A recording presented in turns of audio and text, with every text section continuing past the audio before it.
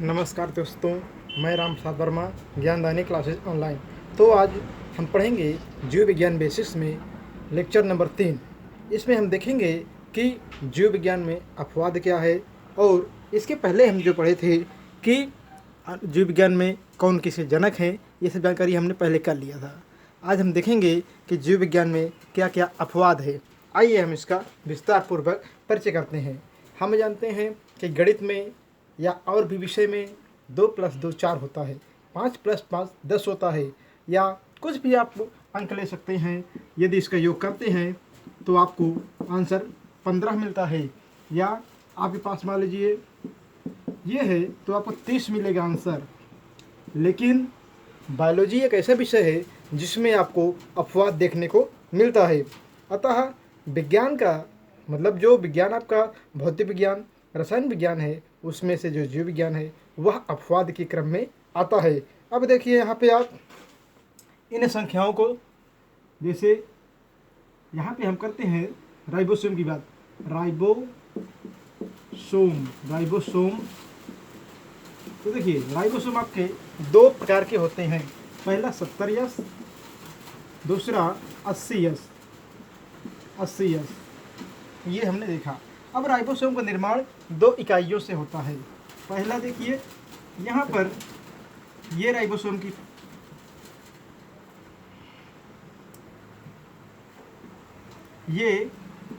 की पहली इकाई है और ये दूसरी इकाई है। ये उदाहरण है आपका 70S का। ये किसका उदाहरण है? 70S राइबोसोम का। इसमें पहला भाग 30 यस होगा। यस का मतलब है अवसादन गुणांक, और यहाँ पे होगा 50 यस।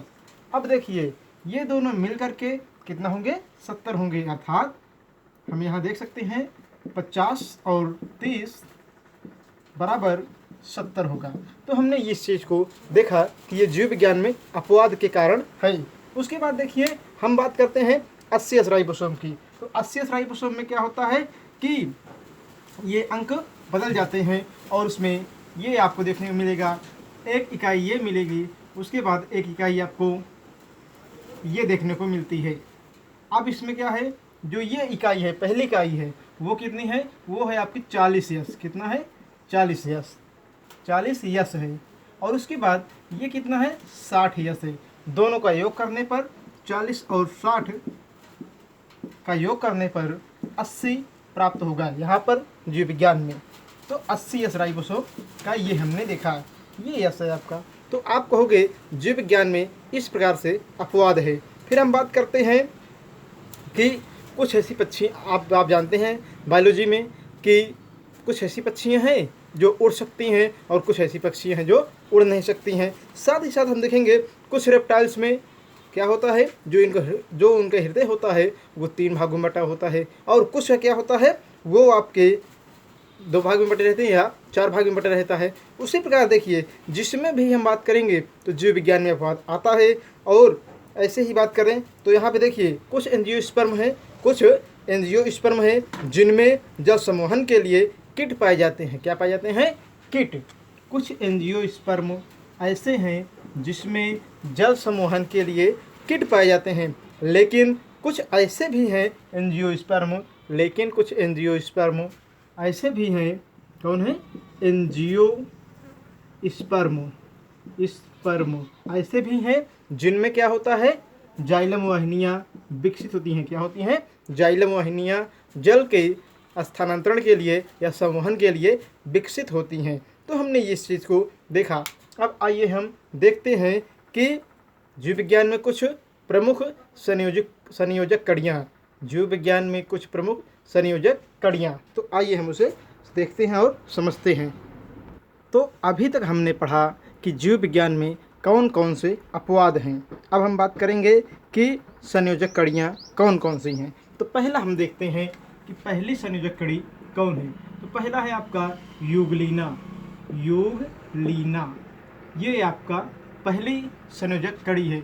इसका मतलब ये है कि यूग्लिना एक ऐसा जीव है जिसमें जंतु और वनस्पति दोनों के लक्षण क्लियरली रूप से दिखाई देते हैं, स्पष्ट रूप से दिखाई देते हैं। तो हम कहेंगे यूग्लिना एक ऐसा जीव है जिसमें जंतु के और वनस्पति के, ध्यान देना यहाँ पे, जंतु के और वनस्पति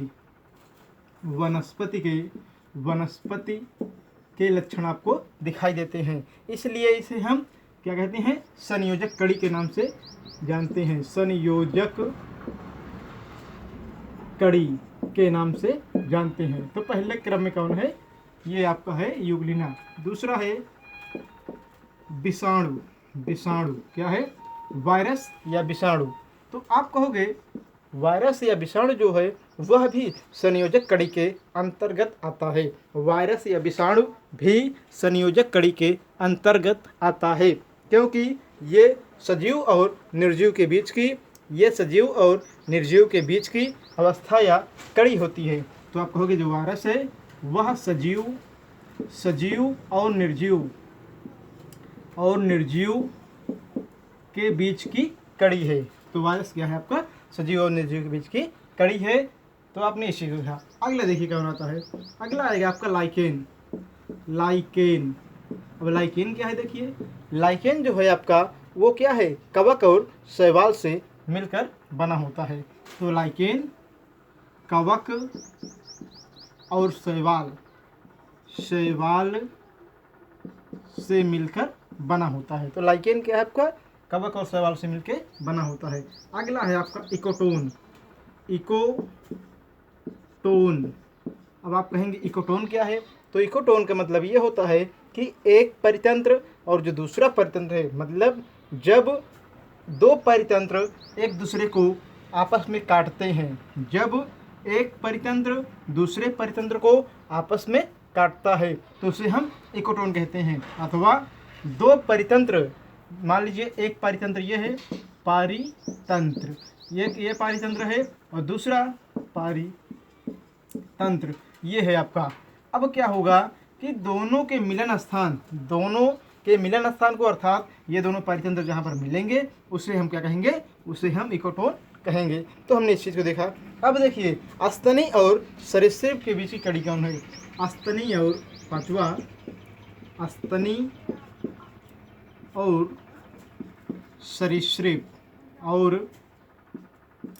सरीसृप के बीच की कड़ी, स्तनी और सरीसृप के बीच की कड़ी कौन है, तो वो है आर्कियोप्टेरिक्स। क्या है, आर्कियोप्टेरिक्स।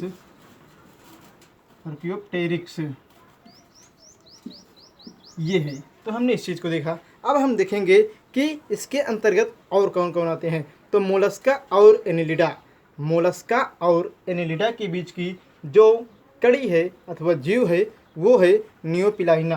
तो एक बात ध्यान दीजिएगा, कहाँ पर, मोलस्का और एनिलिडा। आइए हम देखते हैं मोलस्का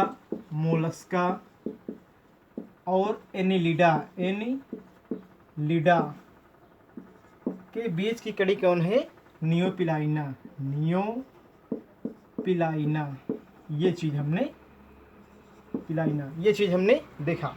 तो आज जब हमने अभी तक देखा कि जीव विज्ञान में अपवाद क्या है, हमने देखा जिस प्रकार मैथ अर्थात गणित में संख्याओं का योग होता है, यहाँ पर इस क्रम से नहीं होता है। यहाँ पर संख्याओं को अवसादन गुणांक के आधार पर देखा जाता है। उसके बाद हमने देखा कि प्रमुख संयोजक कड़ियाँ कौन कौन है। तो हमने इसमें देखा कि यूग्लिना को देखा, उसके बाद हमने वायरस को देखा, साथ ही साथ हमने इकोटोन को देखा, लाइकेन को देखा, आदि चीज़ों को हमने अध्ययन किया। अब हम आगे बढ़ेंगे और इस क्रम में पढ़ेंगे जीवधारियों के प्रमुख लक्षण। आगे बढ़ेंगे और पढ़ेंगे जीवधारियों के प्रमुख लक्षण। तो आइए हम देखते हैं जीवधारियों का पहला प्रमुख लक्षण। देखिए जीवधारियों के लक्षण क्या है, जीवधारियों के लक्षण, जिसमें पहला आपका आता है जीवद्रव्य या प्रोटोप्लाज्म।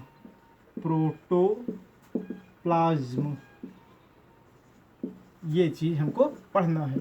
आइए हम देखते हैं कि जीवद्रव्य या प्रोटोप्लाज्म क्या है। देखिए हमारे शरीर में कई सारी क्रियाएं हर समय होती रहती हैं। उन क्रियाओं को संचालन करने के लिए या उन क्रियाओं का संचालन करने के लिए हमारे शरीर में तरल की आवश्यकता होती है। फ्लूइड मतलब द्रव्य की आवश्यकता होती है। प्रोटोप्लाज्म आपका दो शब्दों से मिलकर बना है, जिसका अर्थ होता है प्रोटो का मतलब है प्रथम, प्रोटो का मतलब है प्रथम, प्लाज्म मतलब द्रव्य। तो कोशिका में मतलब प्रत्येक जीव के का शरीर कोशिकाओं से मिलकर बना होता है, और कोशिका में एक प्रकार का द्रव्य मिलता है। मान लीजिए कोशिका है और यहाँ पे एक द्रव्य मिलता है, तो इसे हम क्या कहेंगे, ये जो है कोशिका है, कोशिका, और जो अंदर मिलेगा द्रव्य उसे हम द्रव्य या क्या कहेंगे कोशिका द्रव्य या जीव द्रव्य कहेंगे। तो यही जीव द्रव्य है। और हमने देखा प्रोटो का मतलब है प्रथम और द्रव्य मतलब प्लाज्म, ये होता है। तो प्रोटोप्लाज्म मतलब कोशिका के अंदर या जीव के अंदर मिलने वाला प्रमुख द्रवित पदार्थ, ये हमने देखा। इसकी खोज किसने किया था? इसकी खोज डुजार्डिन ने किया था, और इसका नाम पुरकिंजे ने रखा था। इसका नाम पुरकिंजे ने रखा था। तो हमने इस चीज़ को देखा, अर्थात जो जीव द्रव्य है वो प्रत्येक जीव के अंदर पाई जाती है। और सबसे कॉमन चीज़ है जिसका कोई आज तक अपवाद नहीं है कि सजीव और निर्जीव में आप अंतर कैसे स्पष्ट करोगे। तो सबसे सरल तरीका है जिसमें जीव द्रव्य मिलता है, या जिस भी जीव में या जिस भी पदार्थ में जीव क्या मिलता है, जीव द्रव्य मिलता है।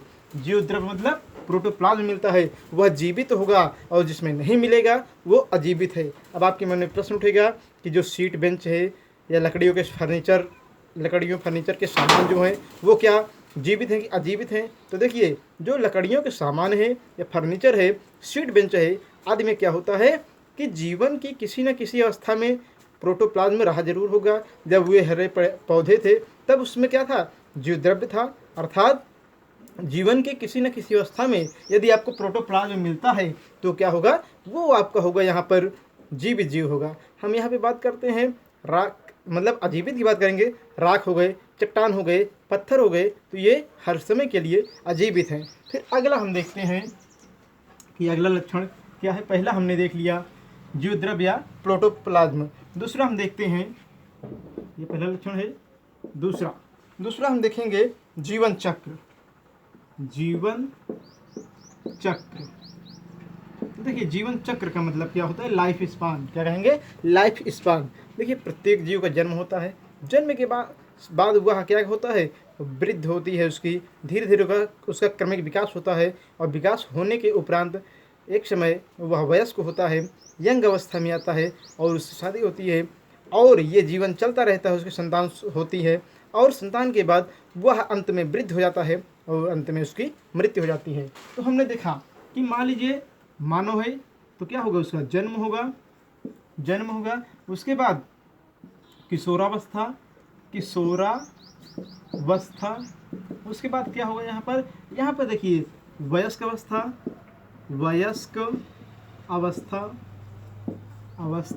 ये होगा। अब उसके बाद क्या होगा, यहाँ हम बात कर रहे हैं जीवन चक्र की। अब यहाँ पे वयस्क अवस्था की बात होती है, फिर क्या होता है, ये आएगा वृद्धावस्था, और अंत में मृत्यु हो जाती है। तो हमने देखा कि प्रत्येक जीव का जन्म होता है, वह किशोरा अर्थात उसका क्रमिक विकास होता है, विकास के परिणाम स्वरूप किशोरावस्था में आता है, किशोरा के बाद फिर विकास होता है, वयस्क अवस्था में आता है, वयस्क के बाद क्या होता है, वृद्धावस्था में आता है, और एक समय ऐसा आता है कि उसकी मृत्यु हो जाती है। तो एक चक्र चल रहा है, एक लगातार चक्र चल रहा है, जिसके कारण जीवन धरती पर बना हुआ है। अगर ये प्रक्रम न हो तो धरती पर जीवन नहीं मिलेगा आपको। तो हमने इस चीज़ को देखा। अब हम देखते हैं कि अगला लक्षण कौन सा है, जो कि जीवधारियों का लक्षण है। तो अगला जो लक्षण है वह है कोशिकीय संरचना। क्या है, कोशिकीय संरचना। अब देखिए इसका मतलब क्या है। देखिए, जैसे हमारा घर, या आप एक काम करिए, सुबह जब घर से टहलने के लिए निकलते हैं या समय मिलता है घूमने के लिए निकलते हैं, तो आप रास्ते में क्या देखते हैं। मान लीजिए आपने देखा कोई बड़ी सी बिल्डिंग आपको दिखाई दी, कोई विद्यालय दिखाई दिया, या कोई अस्पताल दिखाई दिया, मान लीजिए कोई मंदिर दिखाई दिया आपको। तो आपने देखा, और देखने के बाद आपके मन में एक विचार उत्पन्न होता है कि यार ये देखो, इसकी बनावट कैसी है। इसकी एक विशिष्ट बनावट होती है। कोई मंदिर के मतलब आकार अलग होता है, अस्पताल का आकार अलग होता है, और घर का आकार अलग होता है, विद्यालय का आकार अलग होता है। तो सबके आकार अलग अलग हैं, लेकिन यहाँ पर एक कॉमन बात है कि उसको मतलब मंदिर को बनाने के लिए या अस्पताल को बनाने के लिए, सबको बनाने के लिए ईंटों की आवश्यकता होती है। अब यही उदाहरण हम अपने टॉपिक पे जोड़ते हैं तो क्या होता है कि संसार में हमको अनेक प्रकार के जीव जंतु दिखाई देते हैं, लेकिन उनमें उनको देखने के बाद हमें लगता है कि शेर कैसा है, मानव कैसा है, सब में विभिन्नता मतलब अंतर स्पष्ट रूप से दिखाई देता है। लेकिन यदि हम बात करते हैं थॉमस हेनरी हक्सले के अनुसार, तो उन्होंने कहा कि जीव भले ही आपको विविध रूप में दिखाई देते हैं, लेकिन होता क्या है, ये बात होती है वहाँ पर कि उनकी मूलभूत बनावट या स्वरूप एक जैसा होता है, अर्थात वे कोशिकाओं से ही मिलकर बने होते हैं। तो थॉमस हेनरी हक्सले ने कहा कि जीव कोशिकाओं से मिलकर बने होते हैं। तो आप कहोगे प्रत्येक जीव का शरीर मतलब कोशिकीय संरचना के अंतर्गत हम कहेंगे प्रत्येक जीव का शरीर कोशिकाओं से मिलकर बना होता है। तो प्रत्येक जीव का शरीर कोशिकाओं से मिलकर बना होता है। यह उस पर डिपेंड करता है कि उसका शरीर एक कोशिकीय है अथवा बहुकोशिकीय है। वह उस जीव पर निर्भर करता है। जैसे अमीबा की बात करते हैं या प्रोटोजोआ संघ के जीव की बात करते हैं, तो उन संघ के जीव का शरीर क्या होगा, उन संघ के जीव का शरीर जो होगा एक कोशिकीय होगा। लेकिन हम मानव की बात करते हैं या अन्य प्रकार के बहुकोशिकीय जीवों की बात करते हैं, तो उनका शरीर क्या होगा, उनका शरीर बहुत सारी कोशिकाओं से मिलकर बना होगा। तो हमने देखा कोशिकीय संगठन या कोशिकीय संरचना। अगला देखते हैं कि अगला लक्षण कौन सा है जो बहुत कॉमन है और देखिए काम का है। तो अगला है उपापचयी क्रियाएं। क्या है, उपापचयी क्रियाएं। उपापचयी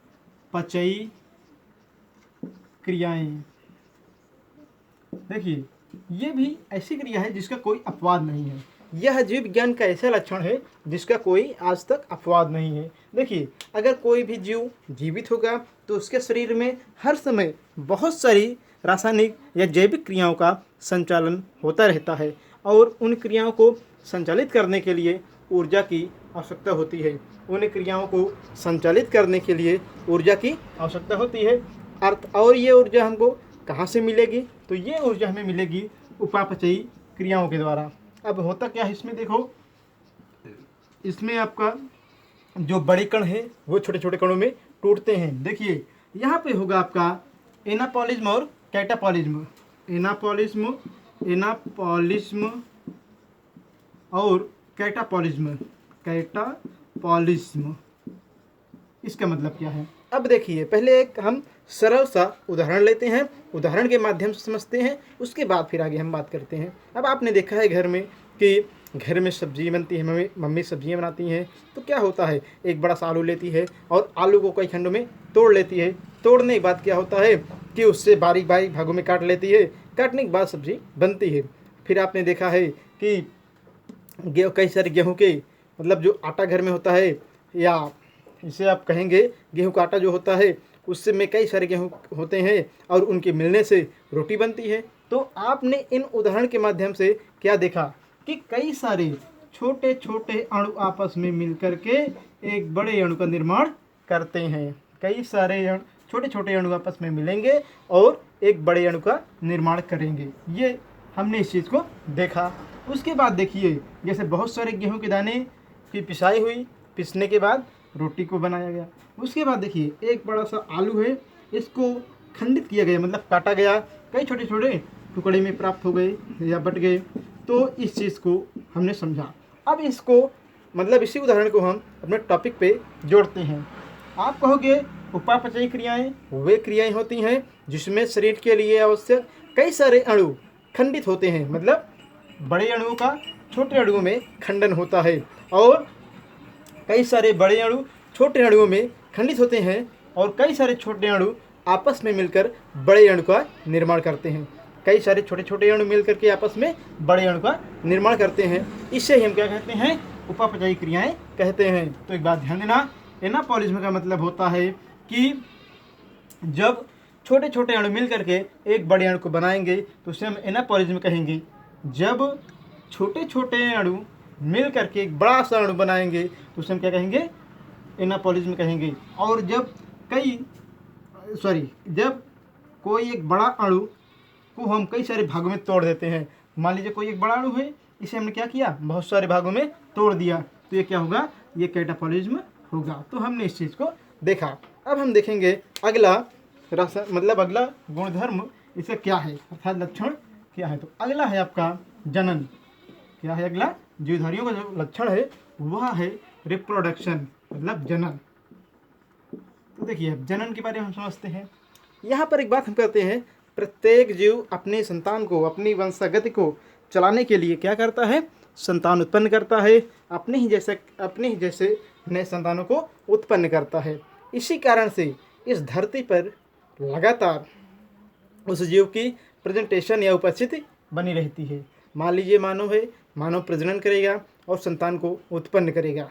फिर मान लीजिए आलू है, आलू के द्वारा क्या होता है, आलू में प्रजनन होता है और नई आलू उत्पन्न होती हैं। तो देखिए प्रजनन वह प्रक्रिया है अथवा प्रजनन एक जैविक क्रिया है जिसमें कोई भी जीव अपने ही तरह के नए संतान को उत्पन्न करता है। ऐसा तो होता नहीं है कि आलू से कुछ और नया पौधा बन जाए। तो आप कहोगे प्रजनन एक जैविक क्रिया है जिसमें कोई भी जीव अपनी ही तरह के नए संतान को उत्पन्न करता है। हम बात करते हैं ये जनन अथवा प्रजनन दो प्रकार का होता है। पहला है लैंगिक और दूसरा है अलैंगिक। तो एक बार फिर से देखिएगा, ये प्रजनन आपका दो प्रकार का होता है। पहला होगा लैंगिक, दूसरा होगा अलैंगिक। तो इसका मतलब है, अब हम समझेंगे लैंगिक प्रजनन। तो आप कहोगे लैंगिक जनन अथवा लैंगिक प्रजनन वह प्रजनन होता है अथवा वह जैविक क्रिया है जिसमें दो जीव पार्टिसिपेट करते हैं, दो जीव भाग लेते हैं, जिसमें पहला जीव आपका नर होगा, पहला जीव क्या होगा, नर होगा, और दूसरा जीव क्या होगा, यहाँ पे मादा होगा। ये दोनों आपस में संसर्ग करके क्या करते हैं, संतान को उत्पन्न करते हैं। जो मेल होगा, मतलब जो पुरुष होगा वह स्पर्म देगा, क्या देगा, स्पर्म देगा, और जो फीमेल होगा या मादा मान लीजिए, मादा वह ओवम देगी, ओवम प्रोड्यूस करेगी या देगी। अब इनके मिलन से क्या होता है, संतान उत्पन्न होता है। लेकिन हम बात करते हैं अलैंगिक जनन की, क्या करते हैं, एसेक्सुअल रिप्रोडक्शन। अब इसमें होता क्या है, देखिए इसमें क्या होता है कि अलैंगिक जनन ऐसी प्रक्रिया है जिसमें जनन प्रक्रिया में केवल एक जीव भाग लेता है। अलैंगिक जनन वह प्रक्रिया है जिसमें या जनन प्रक्रिया में केवल एक जीव भाग लेता है, उसे हम अलैंगिक जनन कहते हैं। एक बात यहाँ पे ध्यान देना कि यहाँ पर जो आपका प्रक्रम है, इसमें मानव आ गए, जो शेर चीते या जो भी जानवर है, ये कुछ इसमें शैवाल भी आएगी, कुछ पौधे भी आएंगे जो लैंगिक जनन करते हैं। वैसे हम इसका उदाहरण देखते हैं, आलू में अलैंगिक जनन होता है, गन्ने में, गुलाब में आदि में क्या होता है, अलैंगिक जनन ही संपन्न होता है। तो हमने इस बात को देखा। अब अगला हम देखते हैं रिस्पायरेशन या श्वसन। क्या देखते हैं, रिस्पायरेशन या श्वसन। तो आइए हम देखते हैं रिस्पायरेशन या श्वसन क्या होता है। अब देखिए इसमें आप कहोगे श्वसन, हम देखेंगे यहाँ पे श्वसन। देखिए तो अगला लक्षण हम जो पढ़ रहे थे वह हमारा है क्या, श्वसन।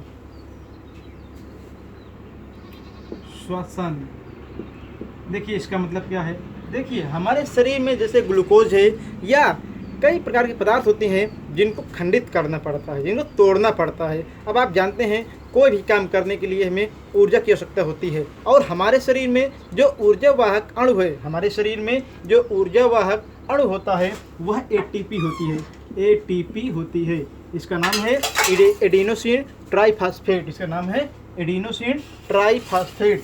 और एक दूसरा होता है आपका एडीपी। क्या होता है, एडीपी। ये क्या है, एडिनोसिन डाइफॉस्फेट। तो हम कहेंगे हमारे शरीर में जो ऊर्जावाहक मुद्रा है वह क्या है, एटीपी है। अब जैसे हमारे शरीर में कई सारी क्रियाएं होती रहती हैं, उन क्रियाओं को एनर्जी चाहिए। एनर्जी किस रूप में मिलेगी? एटीपी के रूप में मिलेगी। और इसके लिए क्या करना पड़ेगा? हमें वातावरण से ऑक्सीजन को ग्रहण करना पड़ेगा, क्योंकि ऑक्सीकरण क्रियाएं होंगी और ऑक्सीकरण क्रियाएं होंगी तो ग्लूकोज है या जो भी अन्य प्रकार के मिनरल है या भोज्य पदार्थ है उनका क्या होगा? दहन होगा। और दहन के परिणाम स्वरूप हमें क्या प्राप्त होगी? ऊर्जा प्राप्त होगी। देखिए दहन किस प्रकार से होगा? ये हमारे पास है ग्लूकोज, ये क्या है हमारे पास? ग्लूकोज है। ये इसको हमने क्या किया? ऑक्सीजन से क्रिया करा दिया, ऑक्सीजन से क्रिया करा दिया। अब ये क्या होगा? ये आपका CO2 और H2O में टूट जाएगा, CO2 और H2O में टूट जाएगा। अब यहाँ पे प्लस कुछ मात्रा में आपको एनर्जी मतलब ऊर्जा प्राप्त हो जाएगी। क्या होगा? कुछ मात्रा में ऊर्जा प्राप्त हो जाएगी। तो आप कहोगे श्वसन वह प्रक्रम है जिसमें कोई भी जीव ऑक्सीजन को ग्रहण करता है और खाए हुए मतलब जो भी भोज्य पदार्थ को खाए रहता है उसे तोड़ता है। खाए हुए भोज्य पदार्थ क्या है यहाँ पर? यहाँ पे है ग्लूकोज, उसे तोड़ता है और तोड़ने के बाद जल और CO2 और जल बनता है। तो इस चीज़ को हमने देखा। साथ ही साथ कुछ मात्रा में ऊर्जा मुक्त होती है। श्वसन हमारा दो प्रकार का होता है। श्वसन भी कितने होता है? दो प्रकार का होता है। पहला होगा आपका ऑक्सी, तो हमने इसकी बात किया। दूसरा है अनाक्सी श्वसन। लेकिन अब प्रश्न उठता है ऑक्सी श्वसन क्या है? तो ऑक्सी श्वसन ऐसा श्वसन है, ऑक्सी श्वसन ऐसा श्वसन है जिसमें श्वसन क्रिया के लिए क्या होनी चाहिए? ऑक्सीजन की उपस्थित अनिवार्य है। अनाक्सी क्या है? तो हम बात करते हैं अनाक्सी श्वसन की। तो अनाक्सी श्वसन वह श्वसन है जिसमें क्या होनी चाहिए? ऑक्सीजन की उपस्थित अनिवार्य नहीं है, जिसमें ऑक्सीजन की उपस्थित अनिवार्य नहीं है। जैसे C6, यहाँ पे देखिए C6H12O6। अब ये एंजाइम की सहायता से टूटेगा, तो यहाँ कहेंगे आप एंजाइम की सहायता से टूटेगा ये और टूट कर बनाएगा एल्कोहल। क्या प्रोड्यूस करेगा? एल्कोहल को बनाएगा। प्लस 2CO2 गैस बनेगी। क्या बनेगी? 2CO2 गैस बनेगी। तो हमने देखा ये ऑक्सी श्वसन का उदाहरण है और ये देखा हमने ये अनाक्सी श्वसन का उदाहरण है। अगला हम देखते हैं कि जीवधारियों के प्रमुख लक्षण क्या है। अगला है आपका न्यूट्रिशन मतलब पोषण। अगला है आपका न्यूट्रिशन अर्थात पोषण। देखिए इसका मतलब क्या है? तो आप कहोगे प्रत्येक जीव के शरीर में कई सारी क्रियाएं होती रहती हैं और ये जो हमें ऊर्जा प्राप्त होती है श्वसन क्रिया द्वारा, तो कार्बोहाइड्रेट, ग्लूकोज, विटामिन आदि प्रकार के जो मिनरल्स होते हैं वो हमें खाद्य स्वरूप लेना पड़ता है, भोजन के माध्यम से लेना पड़ता है। और इन सब के जैसे ग्लूकोज हो गए, आपके ग्लूकोज हो गए, ये गन्ने के रस से मिलेगा, गेहूं चावल आदि से मिलेगा।